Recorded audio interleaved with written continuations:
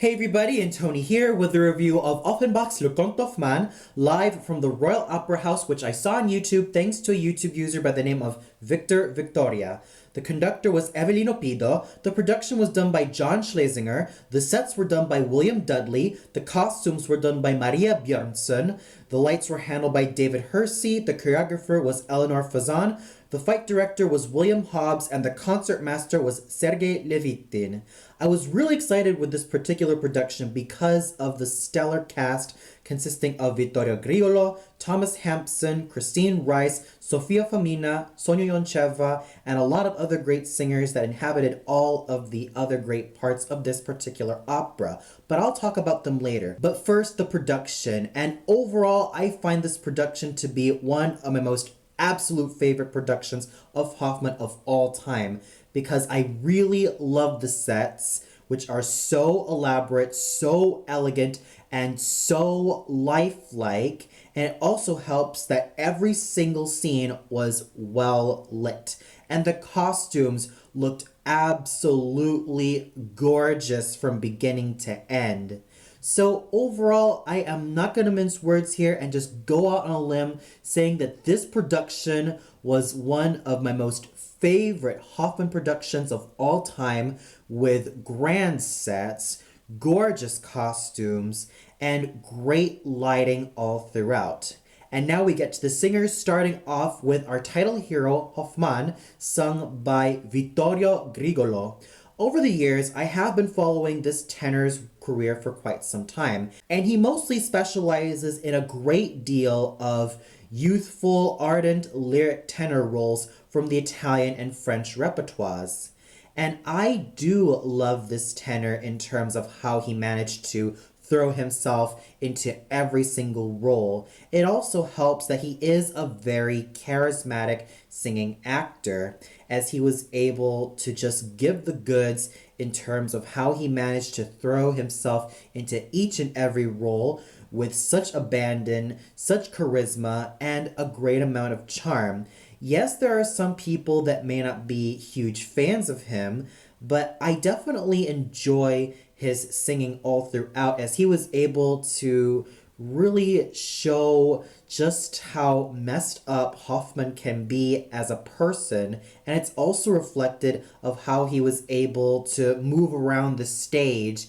And he was quite athletic in terms of this role. And he not only sang the aria of Kleinsack, but he also moved along with this aria, proving himself to be a very capable singing actor. And I would really love to see a lot more of this tenor in the near future, because I've mostly been hearing him throughout records and throughout YouTube videos, and I think that he's a very great singer all throughout. Yes, there are times his intonation can sound a little bit harsh, mostly because he does tend to oversing some parts, but I still have to give him loads of credit in terms of how he managed to get himself involved in everything that Hoffmann has to do, everything that Hoffmann has to experience, and just the overall insanity that Hoffmann has to deal with his constant drinking problem. So I still have to give Vittorio Grigolo a lot of points for his immersement into this character and how he was able to find certain details about him that make him tick, that make him passionate, and make him all the more ardent. And it's also due to him being such a very ardent stage performer, thus giving this role lots of charisma, even though he does tend to be over the top on some occasions. Thomas Hampson was a solid Landorf, Coppelia, Dappertutto, and Miracle, and even though I like him as an actor, I'm not really so fond of this particular voice in roles like this. But that's just me. If you ask me, I always prefer the four villains to be sung by either a bass baritone, a basso cantante, or a great dramatic baritone with low notes. Voices that come to my mind would usually be that of George London, Nicolas Guselev, Ernest Blanc, Gabriel Bacquier, James Morris, Justino Diaz, and many other great bass baritones, dramatic baritones, and basso cantantes who have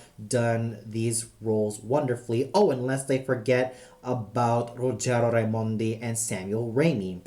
Those two are also my favorites, plus José Vendôme and Bryn Terfel. As I stated before, Thomas Hampson is a very good actor in how he was able to make all of these four villains as slimy and scheming and devious as the next one, but it's just that I'm not really a fan of his voice in terms of these roles.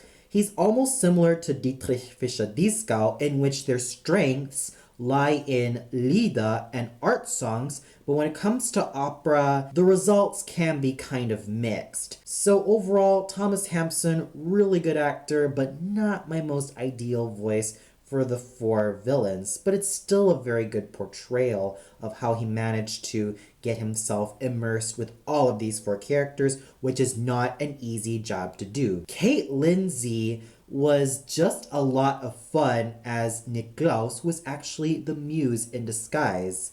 And she has a very gorgeous and pleasant voice, not to mention pliable, as she was able to hit a lot of her high notes and some low notes, proving herself to be a very versatile singing actress. She does a wonderful job with Niklaus, which should be no surprise as she has sung this role for quite some time.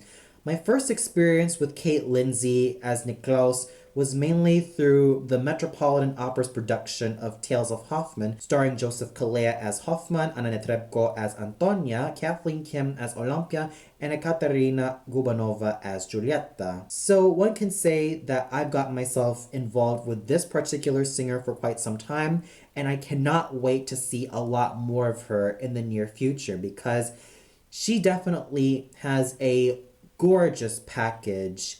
She has a lot of great acting chops, and her lyric mezzo voice is so pliable throughout all the registers that she was able to make something great out of Niklaus. So, with that said, brava to you, Kate Lindsay. I hope to see a lot more of you in the near future. Now we go to the heroines, starting off with Sophia Femina as Olympia. While she has really good high notes and that she hits them quite well, I am not a fan of her coloratura work, as it does tend to be muddy throughout certain passages. There are times that it doesn't really sound so well ornamented. There are times it sounds quite murky and muddy, but she still has a pretty decent instrument. It's just that her coloratura work does need to have a little bit more polishing when all is said and done. Anytime I think of any singer singing Olympia, I would usually love to have a light, breezy, and easy flying voice with nice stratospheric notes a la Mado Robin or Nathalie Dessay in her prime, or even that of Ray Regrest and Madame Misplay, just to name a few. Sophia Femina does have the voice, but her coloratura work does need loads of improvement, and there are times that her voice does sound a little bit on the heavy side. It's still an okay instrument, it's just that it needs a little bit more time to be polished. But Christine Rice's Giulietta was sultry and absolutely sexy all throughout. I have followed this mezzo-soprano's career for quite some time, and she's been specializing in a great deal of lyric mezzo roles and even heading towards some of the high dramatic mezzo roles, mostly in modern operas. And Christine Rice does have a very wonderful package of not only looking the part as voluptuous, sexy, and captivating as she is, but also has that burnished, bronze-toned, dramatic mezzo voice, which is just so gorgeous, so silken, and she was a wonderful singing actress as she managed to make Giulietta quite conniving but very captivating.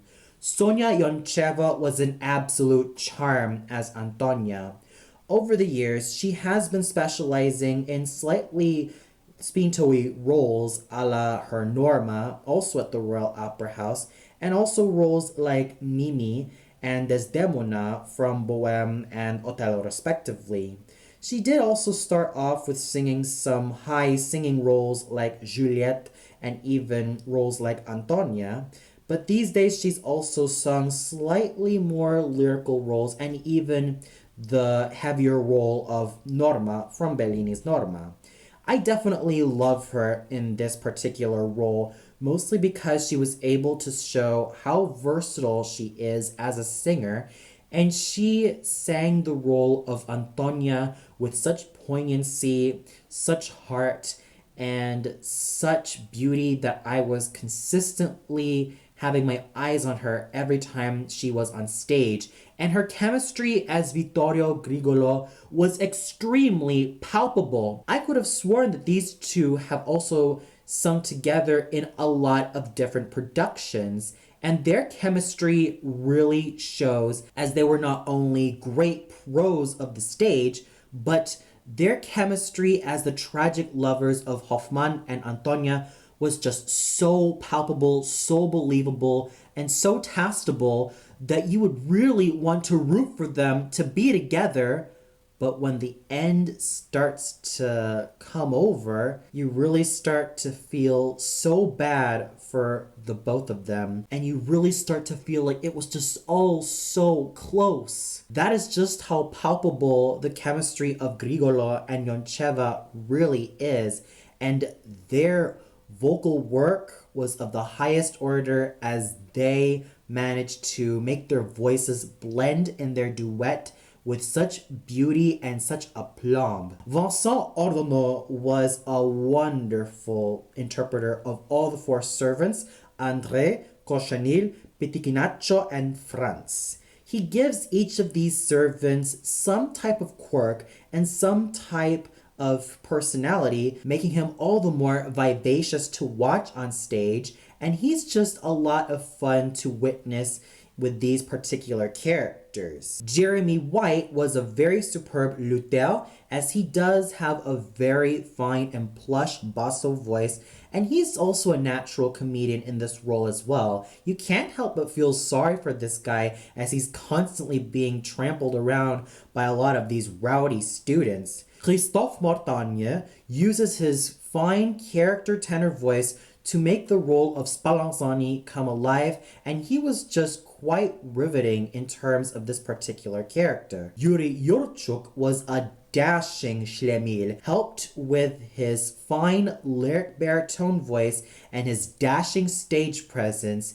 You can't help but really get yourself involved in this really thankless character, especially what he had to go through with being strung on by Giulietta. Eric Halforson was just wonderful as Crespel. Yes, the agedness in his voice is completely evident, but that agedness is also used to show the weariness that he has, the worry that he has for his only daughter Antonia, and the guilt that he feels after he lost his late wife, and now he is basically the master of the house and a widower. You could definitely tell that he continues to be one of the finest singing actors I have ever witnessed, and he managed to do the role of Crespel wonderfully in terms of how he was able to give this particular character a great amount of life and a great amount of nobility, making him all the more lifelike and all the more exciting to witness. Katherine Karbi was an extremely gorgeous mother of Antonia, as she was able to make a great use of her firm, supple mezzo-contralto voice with making this character come alive. Yes, I would have preferred to have a deeper contralto a la Eva Podlesh or Hannah Schwartz, but I still have to give loads of credit to Madame Karbi in terms of how she was able to embody this character to life and how she was able to sing all of her notes with such aplomb and such security. And you even have such great singing in terms of the smaller roles like Charles Rice's Herman and David Jung-Hoon Kim's Nathaniel. So overall, the singing was very solid all throughout. I would have to say that the absolute stars were, in terms of the main characters, Vittorio Grigolo's superbly acted and charismatically sung Hoffman, Christine Rice's voluptuous Giulietta, and Sonia Yoncheva's yearning Antonia. These guys did absolutely fabulously, and especially the likes of Walsall Ottimo's really hilarious comic timing as the four servants. And it was just a great effort from everyone all across the border, and the conducting done by Evelino Pido was extremely solid all throughout, paying close attention to the text and close attention to all the notes, and as to be expected, the chorus and orchestra of the Royal Opera House were absolutely fabulous. So overall, this was definitely a grand production of Le Conte d'Hoffmann, helped with such solid singing and great conducting done by Maestro Evelino Pido. And for those of you who've seen this particular production, what did you guys think of it? Was there a singer that stood out to you? Did you love the production all throughout? Did you feel like there was a singer that didn't really hold up with the rest? Comment below and let me know. Well, that's all for now. Be sure to tune in later for my review of Wagner's Lohengrin at the Deutsche Oper Berlin starring Elisabeth de Matos as Ortrud. So until then, have a great day, everybody.